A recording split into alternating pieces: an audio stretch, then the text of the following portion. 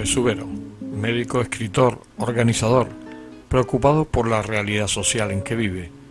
Mi personaje de hoy, nacido en un año del siglo pasado, nació en Zaragoza, 5 años antes del golpe de Estado, que colocó a un país durante varios años en una guerra fratricida. Porque no engraso los ejes, me llaman a abandonar. Durante casi 60 minutos tendremos la oportunidad de entrar en el interior de José Luis y poder conocer el mundo donde irá desarrollado la mayor parte de sus vivencias y la gran capacidad que ha tenido para conllevar su afán de ayudar al prójimo con su carrera profesional. Sus más de 40 años de ejercicio de la profesión en Estados Unidos, junto con su espíritu de aventura, le han permitido ver el desarrollo de su existencia bajo un prisma diferente al resto de la humanidad. Les prometo que no habrá lugar para el aburrimiento durante esta entrevista y estoy seguro de que nos va a faltar tiempo de la mayoría de las vivencias que nos va a contar José Luis. José Luis, ¿cómo son tus recuerdos de infancia? Tú naces en el año 31, 5 años más tarde, después de tu nacimiento, hay un golpe de Estado de los militares, creo que después se denomina Guerra Civil Española. ¿Cómo son tus primeros años en Zaragoza? ¿Cómo los recuerdas? Pues mis primeros años fueron una mezcla muy extraña de cosas buenas y malas, pero sobre todo prevaleció lo bueno. Yo fui un niño muy querido por mis padres y muy mimado hasta donde ellos podían hacerlo. Y recuerdo a mi padre, mis primeros recuerdos de mi padre muy contento porque era republicano y él siempre decía que el año 31 había sido el mejor año de su vida porque había triunfado en las elecciones la Segunda República y porque había nacido yo. Pero conforme voy creciendo me doy cuenta de que mis padres no me pueden dar todo lo que ellos quieren, sufren e indirectamente estoy expuesto a los dolores y las tristezas de no tener lo que uno quiere.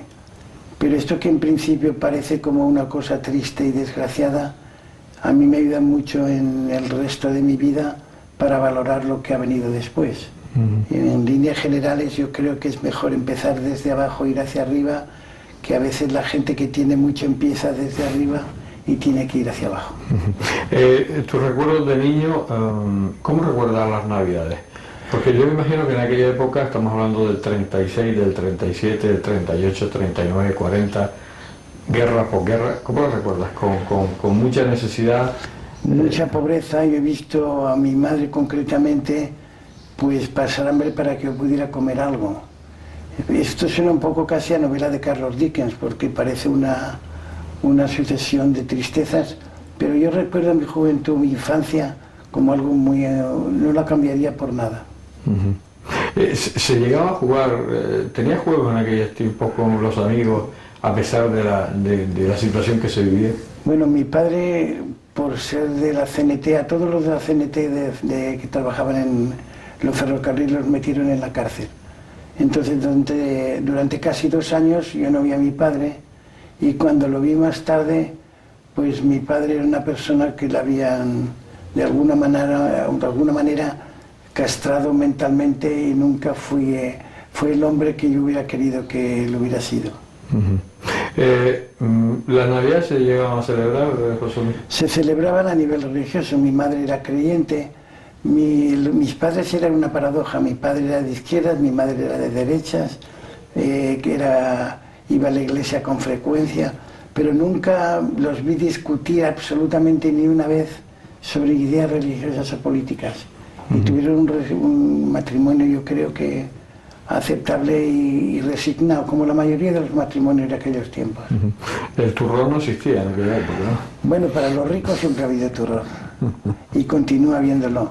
Las clases sociales no las hemos inventado, ni ahora siempre habrá ricos y pobres porque es parte de la polarización de la humanidad.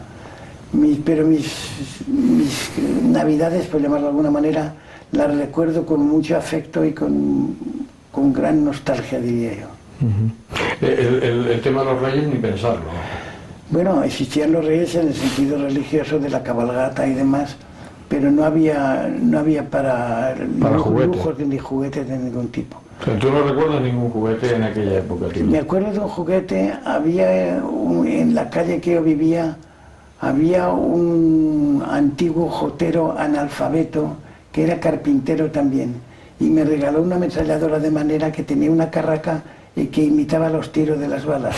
Y ese es el primer juguete y casi el único juguete que he tenido en la infancia. Es bastante. El tema del colegio, llegabas, a pesar de la guerra, te mandaron al colegio.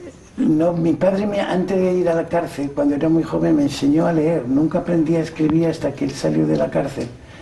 Y íbamos a una academia que dejó de existir enseguida, donde un hombre muy inteligente y muy interesante daba clases a la gente. Yo no aprendí las cuentas de la escuela, a sumar y a leer, hasta que y a escribir hasta que tenía casi 9 años.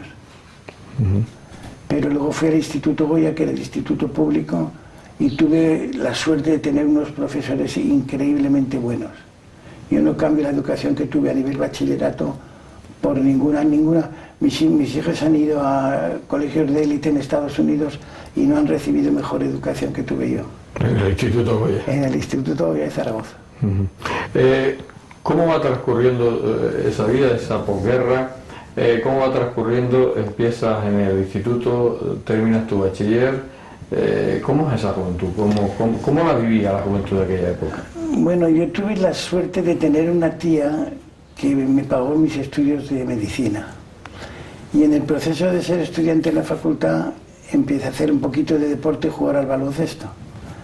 Y como yo era bastante buen jugador, pues eso me abrió las puertas para entrar en los clubes de baloncesto de Zaragoza y empezar a viajar a Francia y a que se me abrieran los ojos al mundo desconocido. Durante muchos años España estuvo aislada por las Naciones Unidas, no se podía salir. Nosotros fuimos el primer equipo que salió de España a jugar a un pueblo francés que se llamaba y se llama Oloron-Saint-Marie. Y ese fue el principio de me abrir de ojos al mundo y de saber que existía otro mundo aparte de España. Que el mundo no se terminaba en los Pirineos, exactamente.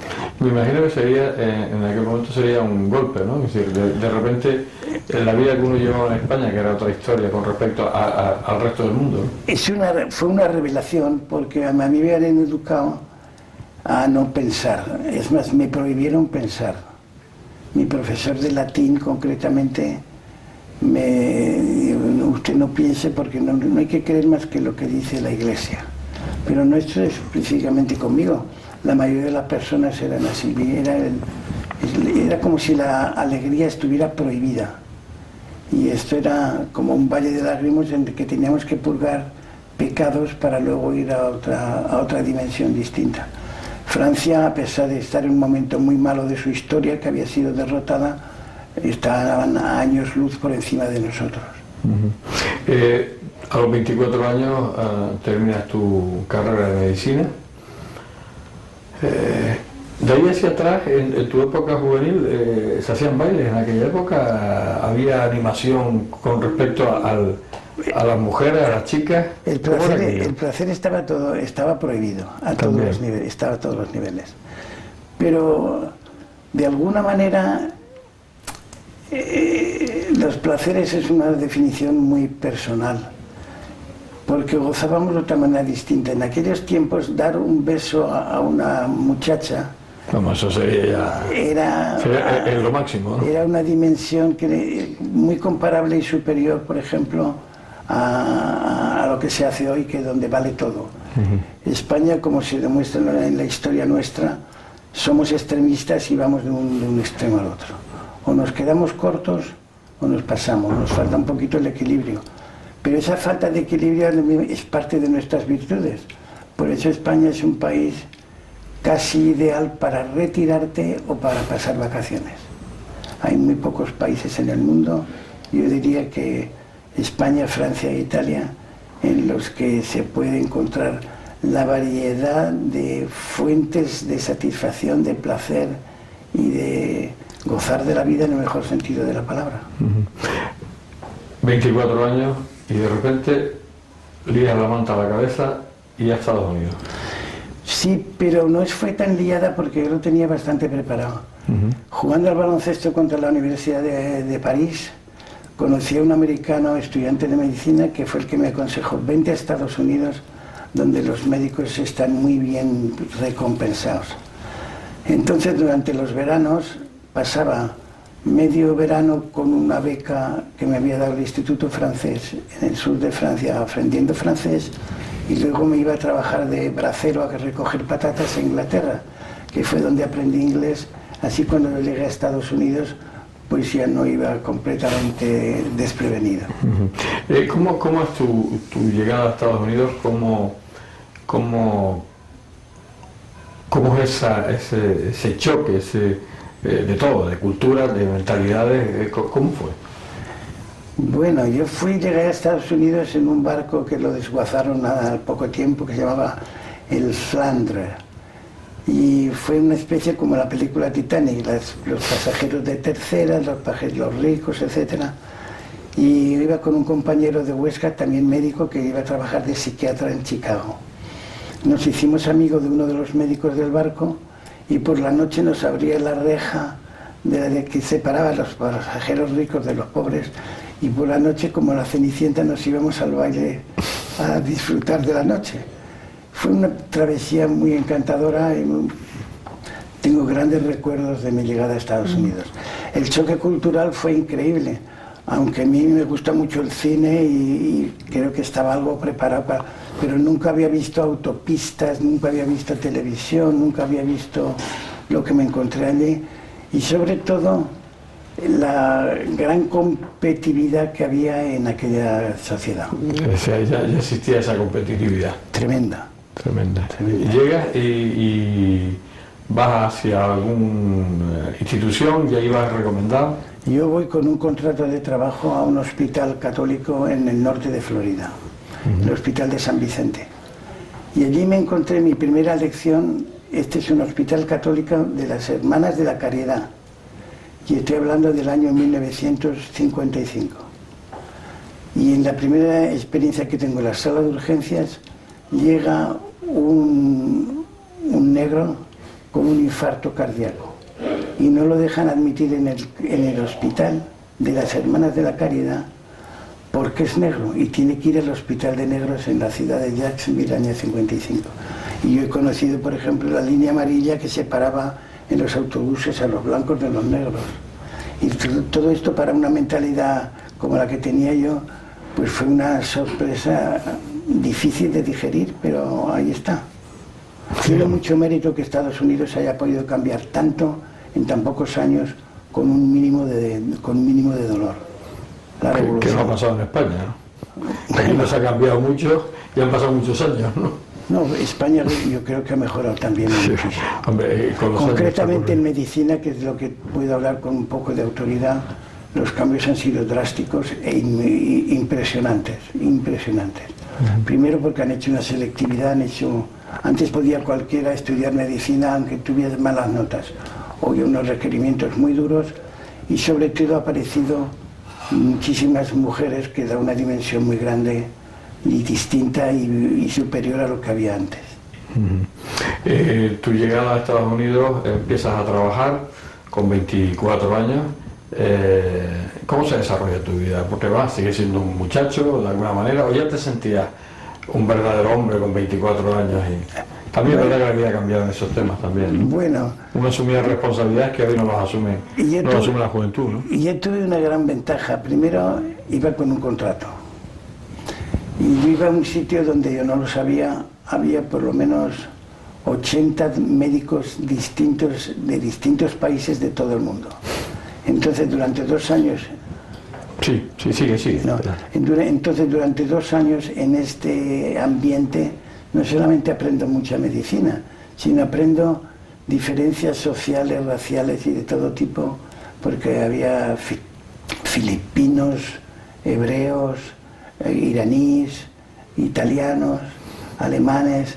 Entonces eran unas pequeñas Naciones Unidas dentro del hospital, con una convivencia diaria 24 horas al día. Y eso fue una educación en sí muy interesante. ahorrador de electricidad Staminar. Tras muchos años de implantación en Canarias, les ofrecemos la posibilidad de ahorrar de un 10 hasta un 35% del consumo de su factura de electricidad. Tenemos un ahorrador que se adapta a sus necesidades, sea cual sea su tipo de negocio o industria. Muchos ahorradores puede encontrar en el mercado, pero solo Staminar ha demostrado su eficacia.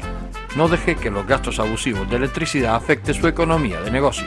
Pídanos presupuesto sin compromiso al 921-481-249. Ahorrador de energía Staminar, la solución a sus problemas de exceso de consumo. Ahorre de un 10 hasta un 35% de su factura de electricidad.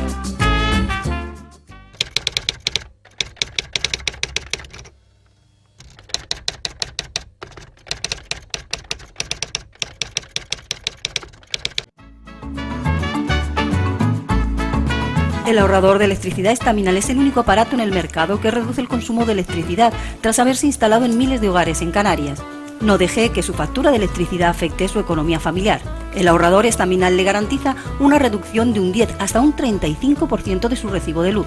Staminar no necesita ninguna instalación especial, es autoinstalable y no consume electricidad. Diga basta al excesivo consumo de electricidad y llámenos al 928-481-249. Reduzca hasta un 35% de su factura de electricidad. Staminar, su seguro de ahorro.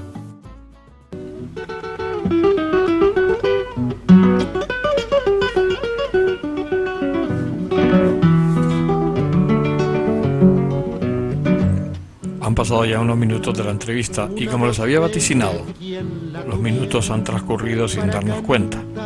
Su infancia repleta de amor le ha inculcado unos valores que le han permitido encarar su existencia basado en la bondad y espíritu de servicio al prójimo.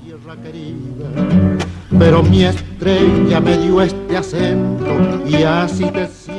Sus penurias económicas de niñez también le marcaron en la búsqueda desde el primer momento de su estabilidad económica, que en ningún momento enfrentaba su estabilidad emocional, ni de ayuda hacia los demás. Pero sigamos con la entrevista. Quedan tantas cosas por escucharle. Yo soy arisco como tus breñas y así te canto, tierra querida. Tu vida en Estados Unidos empieza a transcurrir desde el año 55, van pasando los años. Poco a poco pues, te vas integrando en el país, te vas asentando.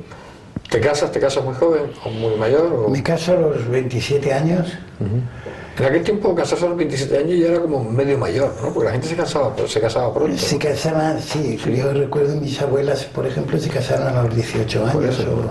En fin, pero yo considero que para un hombre casarse a los 27 años es demasiado temprano. Sí.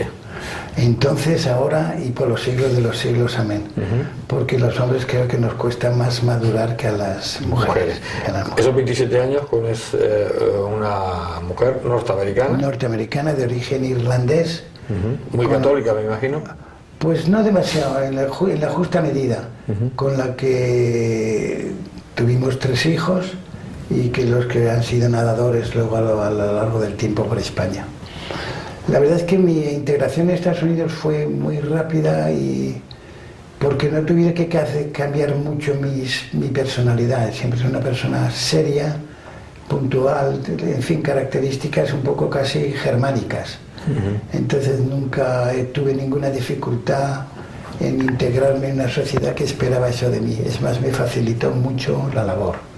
Del hospital, que en principio entras con ese contrato de trabajo, me imagino se vence el contrato y tú ya te buscas el irte a otro lado o sigues en ese hospital.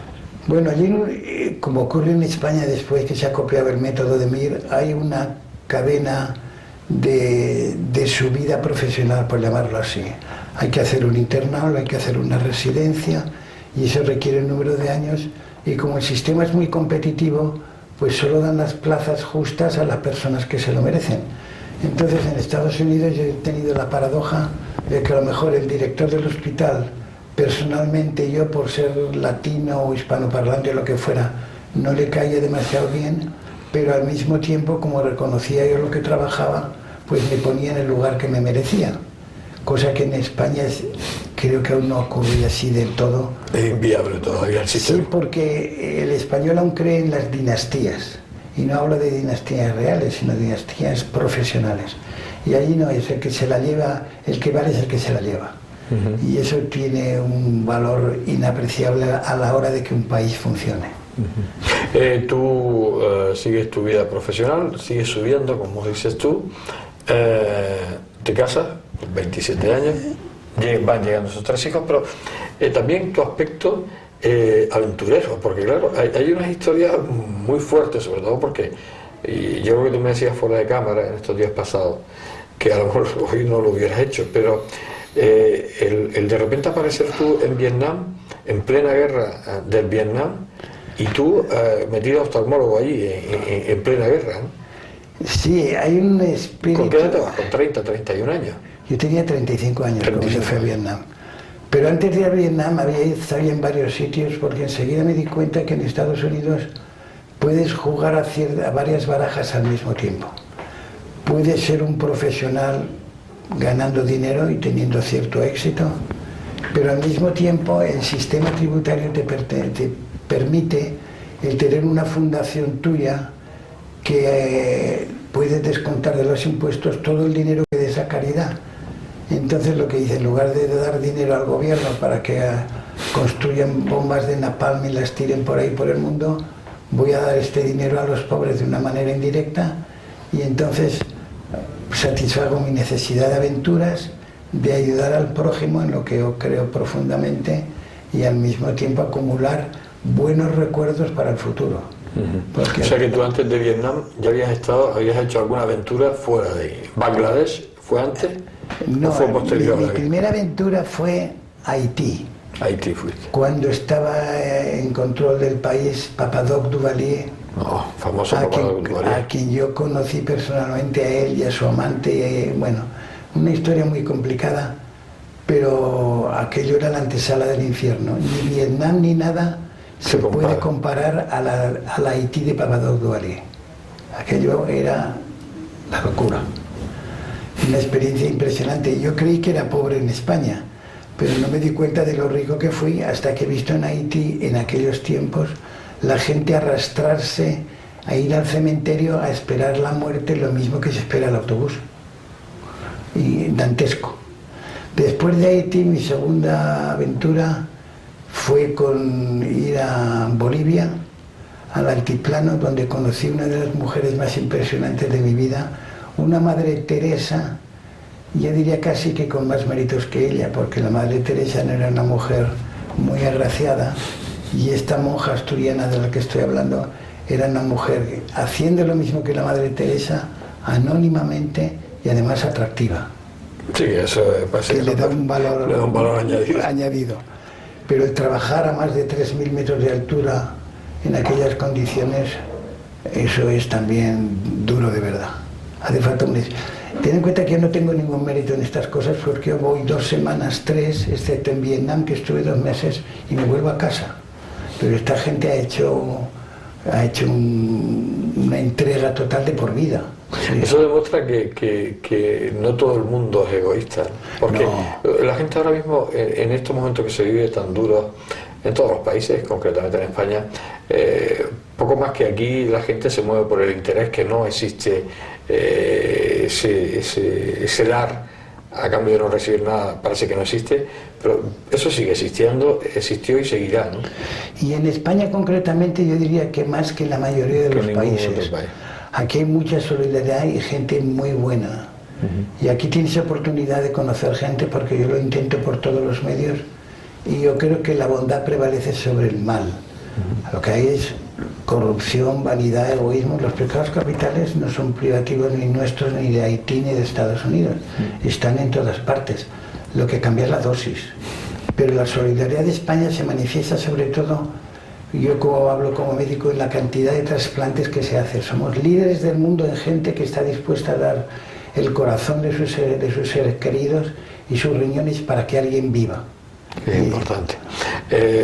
Tu vida en Vietnam en esos 2 meses sería inolvidable, ¿no? En cuanto a tristes y buenos recuerdos.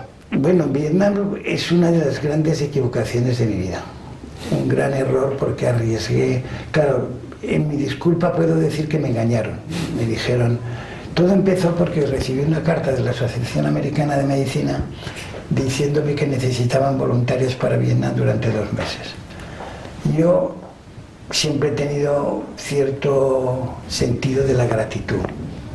Es más, yo creo que el peor insulto que se puede dar al ser humano es ser ingrato. Entonces digo, aprovecho esa coyuntura, satisfacer mis necesidades de aventura y de vida, pago mi deuda con un país que me ha tratado bien y ayudo a la gente de allí.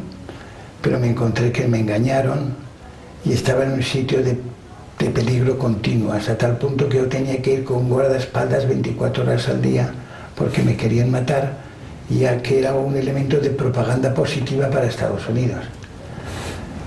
Hasta tal punto ocurrieron cosas en este viaje mío que un compañero que conocí en Chile ha escrito un libro sobre mis aventuras en Vietnam. Pero bueno, eso es anecdótico, no es lo que más me... Otra de las cosas que resulta en tu vida, por lo menos llamativa, en esas aventuras tuyas, eso de operar, de hacer 100 operaciones en un día, de cataratas. Esto lo hice en Bangladesh, con un bengalí que operaba otras 100, como yo, y lo hacía mejor y más deprisa, porque lo único que había hecho en su vida era un oftalmólogo, no sabía más que operar cataratas, y lo hacía con una destreza inaudita. Pero aventuras de este tipo, yo siempre he tenido la influencia muy grande de la bondad de mi madre, y la gran herencia que me dio es que ella creía, y yo creo que también, que ser bueno es bueno para ti. No hay que ser bueno porque lo diga el gran santón o el cura de la parroquia. Es bueno, es la forma más sutil de egoísta, porque duermes mejor por la noche, te pones tu medallita de hombre bueno, tu autoestima se incrementa y eso es salud mental. Al final es un egoísmo puro y duro. El egoísmo es como el colesterol. Hay un egoísmo bueno y un egoísmo malo. El egoísmo malo no hace falta explicarlo. Ahí están cientos de políticos y de gente para explicártelo cómo se debe hacer, que son unos profesionales. Pero el egoísmo bueno es el señor, como esta monja asturiana que estoy comentando en Bolivia, que ha entregado su vida al prójimo en el sentido más absoluto de la palabra. Son gente especial, esta gente habla en otra dimensión que yo no puedo entender. Yo soy ok y nada más. Tu vida transcurre en Estados Unidos durante más de 40 años. Exactamente. O sea, tú cuando te jubilas es cuando decides regresar a España o decides venirte antes y instalarte en España como médico. Yo no lo tenía decidido del todo a dónde iba a terminar, porque hay varios países que siempre me han atraído. Por ejemplo, Argentina, con todos sus defectos y sus virtudes, son increíblemente buenas. Y la ciudad de Buenos Aires hace 30, 40 años era algo muy atractivo. Eso como ciudad. Como países, para un hispanoparlante, para un latino, yo creo que solo hay 3 países auténticamente atractivos. Si eres artista y te gusta la imaginación, yo creo que Italia tiene más que ofrecer que ningún país del mundo. Si eres una persona más sosegada y más racional, Francia, sobre todo el sur, es un país muy atractivo y París es una gran ciudad. Pero el país con más, diría yo, oportunidades de disfrutar de la vida es España, porque los contrastes son increíbles y en muy pocos kilómetros de distancia encuentras personas que hablan distinto, piensan distinto, comen distinto y sus metas de vida son completamente diferentes. Entre un español de Gerona y un español de Huelva, la diferencia es abismal. Y eso, para el vivir cotidiano, supone muchos problemas, pero para una persona retirada y con ganas de poner los sentimientos en acción, eso es mágico. Regresas a España y después estás un poco a caballo, ¿no? Entre Madrid, Zaragoza, Miami... y Gran Canaria, y las Palmas de Gran Canaria. Que, tú conoces a Gran Canaria en un determinado momento y te enamoras de ella. A mí me parece un país muy especial. Las Islas Canarias han sabido conservar, gracias un poco a la distancia de la península, una personalidad propia que le da, para mí, un encanto único. La gente en general más cortés, más lenta, sabe más disfrutar de la vida y la veo especial. Y bueno, de hecho la prueba es que vuelves todos los años, ¿no? Exactamente. Siempre tienes un hueco para esta Es más, isla. antes, cuando podía viajar, porque mi salud ahora no es lo que era, pues me movía en el triángulo entre Chile, que donde es mi segunda esposa, Estados Unidos, concretamente Florida, donde viven mis hijos, y España. Ahora no podré viajar tanto. Mi último viaje fuera de la península es venir a las Islas Canarias. Ya es significativo, es significativo. Bueno, aparte de la belleza de las islas, aquí tengo gente que yo quiero y valoro mucho, y eso tiene una importancia muy especial. En este caso Gregorio Socorro, que significa mucho para ti, ¿no? Gregorio Socorro ha sido una persona muy generosa, que ha dejado mucha huella en muchas personas, él y su esposa, Olga, en la que, bueno, me faltan palabras. Susana, ¿qué ha significado para ti en estos años de vida, en estos 20 años de vida? Años. Bueno, Susana, yo creo que significa una nueva vida. No es que la vida anterior fuera buena ni mala, son vidas distintas. Yo me considero ser una persona extremadamente afortunada porque he tenido oportunidad de experimentar más sensaciones y más experiencias que la mayoría de la gente. Al principio lo hacía de una manera demasiado rápida, y cuando uno va demasiado rápido por la vida no tiene tiempo para oler las flores, pero cuando el tiempo te enlentece y envejeces, aparece una nueva vida en la de la que es parte Susana, con que tengo más capacidades de disfrute porque he madurado, o he madurado lo suficiente para apreciarlo. Y eso es lo que significa mi mujer para mí. Susana es una mujer buena, especial, y no me faltan palabras también para decir todo lo que le debo a ella.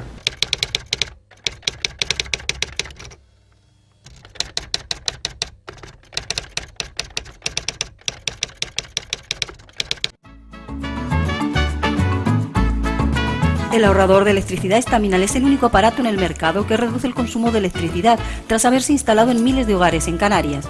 No deje que su factura de electricidad afecte su economía familiar. El ahorrador Estaminal le garantiza una reducción de un 10 hasta un 35% de su recibo de luz.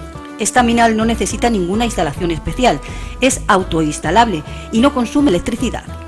Diga basta al excesivo consumo de electricidad y llámenos al 928-481-249.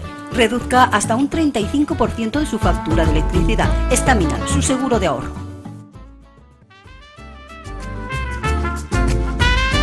Ahorrador de electricidad Estaminal. Tras muchos años de implantación en Canarias, les ofrecemos la posibilidad de ahorrar de un 10 hasta un 35% del consumo de su factura de electricidad. Tenemos un ahorrador que se adapta a sus necesidades, sea cual sea su tipo de negocio o industria. Muchos ahorradores puede encontrar en el mercado, pero solo Estaminal ha demostrado su eficacia. No deje que los gastos abusivos de electricidad afecten su economía de negocio. Pídanos presupuestos sin compromiso al 928-481-249. Ahorrador de energía Estaminal, la solución a sus problemas de exceso de consumo. Ahorre de un 10 hasta un 35% de su factura de electricidad.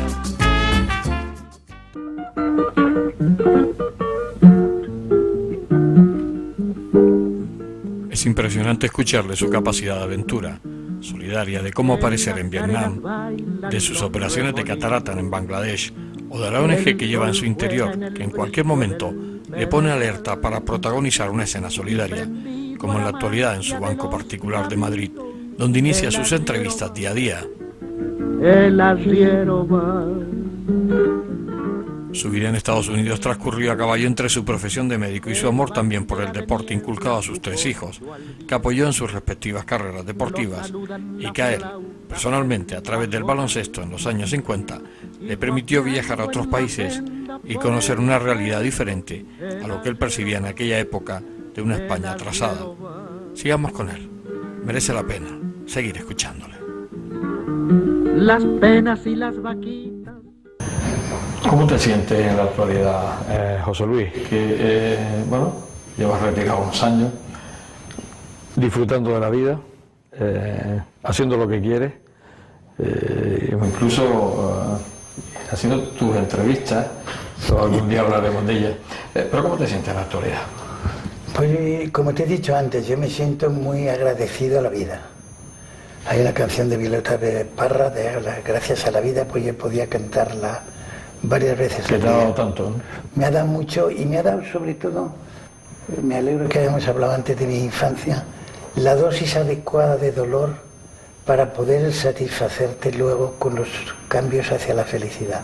Hace falta un contraste. Creo que hay un refrán armenio que dice: si no has conocido el dolor, nunca sabrás lo que es la felicidad. Y yo me integro completamente en esa forma. Hace falta la dosis adecuada de todo, porque si no hay contraste, pues no te enteras. En la actualidad todavía tienes muchas iniciativas, muchos proyectos y muchas cosas. O sea, yo creo que tú no has cerrado la puerta de tu vida. No. En cuanto a la actividad me refiero, que decir que... Nunca la cerraré. Yo creo que hay que morir como en las películas antiguas de vaqueros, con las botas puestas.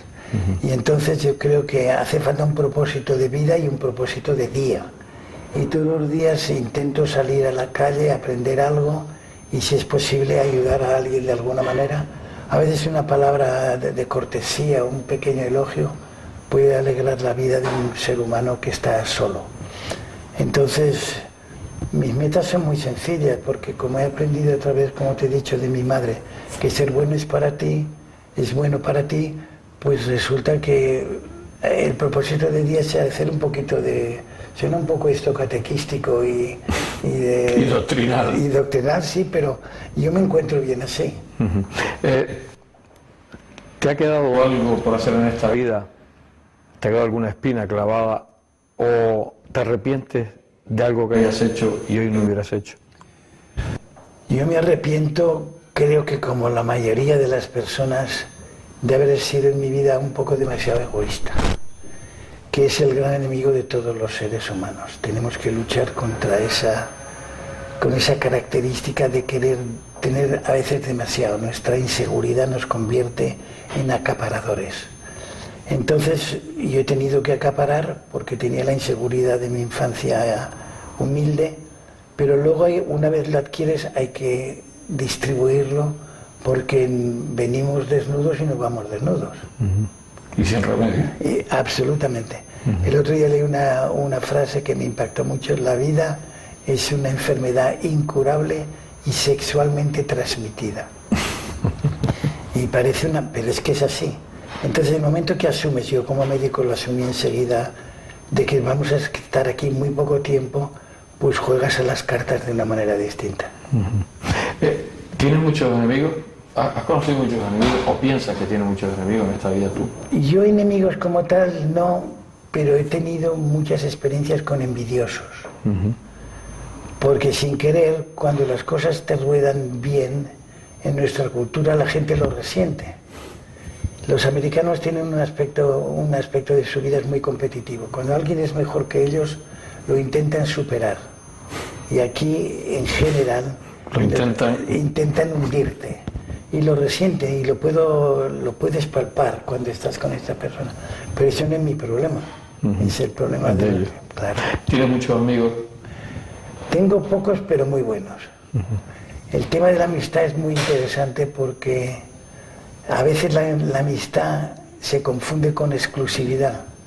La gente no tiene capacidad de compartir amigos con otros amigos, porque quiere ser tu amigo acaparador. Acaparador, exactamente, en el mal sentido de la palabra. Pero yo creo que cuando yo me muera, habrá media docena de personas que creo que llorarán de verdad por mí. ¿Qué piensas de la política? En estos últimos tiempos, que bueno, pues prácticamente es la comidilla de la gente, incluso gente que a lo mejor pues nunca ha hablado de política, gente que ni siquiera se ha interesado, hoy está preocupado. ¿Qué piensas tú de esa clase política y de esas personas que bueno, en principio dedican su vida a servir a la sociedad, pero me da la impresión de que vienen a servirse a la sociedad, no lo sé? Bueno, hay una frase de Catón, creo que luego la copió Kennedy, el presidente Kennedy, dice: el poder corrompe y el poder absoluto corrompe absolutamente. Y yo creo que hay un porcentaje de políticos que inicialmente tienen buenas intenciones, pero cuando llegan al momento de las tentaciones, la mayoría de ellos caen en esas tentaciones y no cumplen su cometido. Es importante. José Luis, ¿cómo ves claro, el futuro no, porque además eso no tiene sentido, pero ¿cómo ves el día a día, el día siguiente? ¿Cómo lo ves? Yo sinceramente creo que el mundo va mejor, mucho mejor que antes. Podría ser muchísimo mejor todavía, por supuesto, pero yo hablo en mi generación. A mí me prohibieron pensar y hoy todo te empuja a pensar. Tienes una maquinita, un ordenador donde tienes toda la información del mundo en el idioma que tú quieras. Todas las enciclopedias esparsas en todos los idiomas, no tienes más que teclear y ahí está. El otro día en Zaragoza estaba en el ordenador y quería saber algo sobre Krishnamurti, que era el ídolo de una novia que tuve hace muchos años. Y me encuentro tecleando con Krishnamurti y me encuentro en vídeo viendo en la pantallita del ordenador las conferencias que dio Krishnamurti el año 1976 en la Universidad de Los Ángeles. Increíble. Eso es absolutamente increíble. Entonces tenemos en nuestras manos un basural, porque el Internet es un basural, y al mismo tiempo las oportunidades de crecimiento que serían impensables hace muy pocos años. Y en segundo lugar, la gran revolución del siglo XX no ha sido una revolución política, ha sido una revolución sexual, en el sentido de que las mujeres que eran esclavas en todas partes hace menos de 100 años, hoy han aparecido unos seres distintos que pueden tener los hijos cuando quieren, estudiar cuando quieren, ganar su dinero y demostrar su valía. Eso hace 60 años era imposible, impensable. El mundo va mejor. ¿Balance de tu vida? Después de 81 años. Un aprobado bajo. Un aprobado bajo. Sí. ¿Estás inconforme con la puntuación? Es que he conocido tanta gente tan superior a mí que soy muy generoso conmigo cuando me doy un aprobado bajo. Hay gente que habla con los dioses, hay gente que nace con... El Superman de Nietzsche no es una inversión, hay Supermanes. Cuando hablamos de la gente que está en el borde de la locura, tiene una capacidad y una de detección y de experimentación psíquica que yo carezco. Yo soy un ciudadano de a pie que ha intentado pues hacer lo mejor que ha podido con su vida, considerando sobre todo que vine aquí, como la mayoría de las personas, sin un manual de instrucciones. Me lo he tenido que ir fabricando yo poco a poco. ¿Nunca has buscado reconocimiento en ningún lado? No. El que busca reconocimiento normalmente, raramente los encuentra de verdad. El único reconocimiento, suena un poco hacia frase de calendario, es el tuyo por ti mismo. Que los demás me aprecien es válido, pero la valía tiene que venir de saber quién soy yo. ¿Tu faceta como escritor te ayuda mucho a...? Ese es un entretenimiento de viejo. Sí. Sí. Lo que pasa es que en el proceso de revivir experiencias positivas, por ejemplo, yo le debo muchísimo al cine. Pues he escrito un par de libros sobre las películas que han marcado mi vida y lo que he sentido con ellas y la deuda que tengo con ellas. Pero eso no tiene trascendencia de gran parte, eso es para pasármelo bien. ¿Y la gente ha entendido tus libros? Yo creo por lo menos la gente afín a ti. Creo que alguna gente, he tenido experiencias muy satisfactorias de personas que me han dicho: oye, me has ayudado a ver cosas en esta película que yo no había visto. Entonces yo creo que todo lo que haga una persona encontrarse con sus sentimientos y con partes dentro de él que no ha explorado, no se ha atrevido o no ha sabido explorar, pues siempre tiene un valor positivo, claro. ¿Balance de tu vida? Después de 81 años. Un aprobado bajo. Un aprobado bajo. Sí. ¿Estás inconforme con la puntuación? Es que he conocido tanta gente tan superior a mí que soy muy generoso conmigo cuando me doy un aprobado bajo. Hay gente que habla con los dioses, hay gente que nace con... El Superman de Nietzsche no es una inversión, hay Supermanes. Cuando hablamos de la gente que está en el borde de la locura tiene una capacidad y una de detección y de experimentación psíquica que yo carezco. Yo soy un ciudadano de a pie que ha intentado pues hacer lo mejor que ha podido con su vida, considerando sobre todo que vine aquí, como la mayoría de las personas, sin un manual de instrucciones. Me lo he tenido que ir fabricando yo poco a poco. ¿Nunca has buscado reconocimiento en ningún lado? No. El que busca reconocimiento normalmente, raramente los encuentra de verdad. El único reconocimiento, suena un poco a esa frase de calendario, es el tuyo por ti mismo. Que los demás me aprecien es válido, pero la valía tiene que venir de saber quién soy yo. ¿Tu faceta como escritor te ayuda mucho a...? Ese es un entretenimiento de viejo. Sí. Sí. Lo que pasa es que en el proceso de revivir experiencias positivas, por ejemplo, yo le debo muchísimo al cine. Pues he escrito un par de libros sobre las películas que han marcado mi vida y lo que he sentido con ellas y la deuda que tengo con ellas. Pero eso no tiene trascendencia de gran parte, eso es para pasármelo bien. ¿Y la gente ha entendido tus libros? Yo creo por lo que, menos la gente afín a ti. Yo creo que alguna gente, he tenido experiencias muy satisfactorias de personas que me han dicho, oye, me has ayudado a ver cosas en esta película que yo no había visto. Entonces yo creo que todo lo que haga una persona encontrarse con sus sentimientos y con partes dentro de él que no ha explorado, no se ha atrevido o no ha sabido explorar, pues siempre tiene un valor positivo, claro. Vamos llegando al final de esta entrevista, José Luis. ¿Cómo te gustaría que fueras recordado? Yo la verdad creo que no me gustaría ser recordado como persona en absoluto. Yo que me gustaría más ser recordado como alguien que aportó su granito de arena, pero en el anonimato totalmente. Yo, por ejemplo, cuando yo me muera y mi mujer lo mismo, hemos dado nuestro cuerpo a la ciencia, que lo utilicen como quieran, lo utilicen de la manera más... Y luego a la fosa común. No, los mausoleos nunca han sido una de mis debilidades. Esto de esas grandes construcciones que se hacen... No sirve para nada. Como hacían los egipcios para meter a... Eso es engañarse a sí mismo. Sí, pues además no, estoy seguro que ahí no hay nadie, ¿no? Al final volvemos al polvo.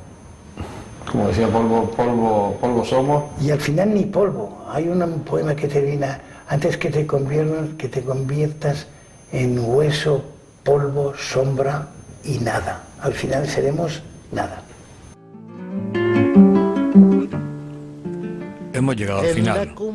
El tiempo ha transcurrido sin darnos cuenta, tal como les adelantaba al principio del programa.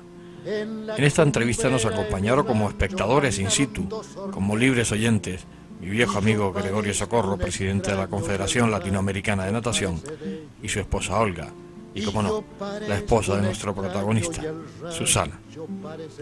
Al contrario que otras despedidas en este mismo programa, en ningún momento nos sentimos apesadumbrados por el fin, sino al contrario, ya que se había abierto una vía de amistad con José Luis López Subero, que estoy seguro que perdurará muchos años.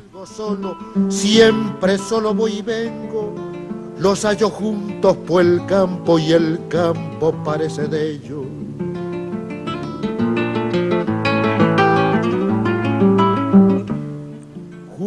Gran Canaria ya forma parte de su vida y lo demuestra en sus venidas a esta tierra anualmente para compartir con sus amigos Gregorio y Olga buenas veladas. Ni se asustan cuando paso como si yo fuera un perro que no estorbo ni hago daño. Querido José Luis, en estos momentos sería capaz de decirte tantas cosas sobre la impresión que me he llevado de ti, pero me faltarían horas para expresarlo. Solo te diría una palabra: gracias.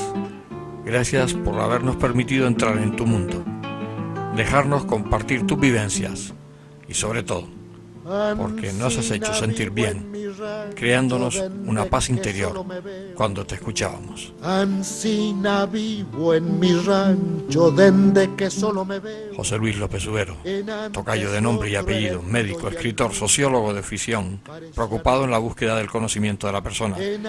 No cambies nunca. Pocas personas tienen en este mundo esa bondad como tú.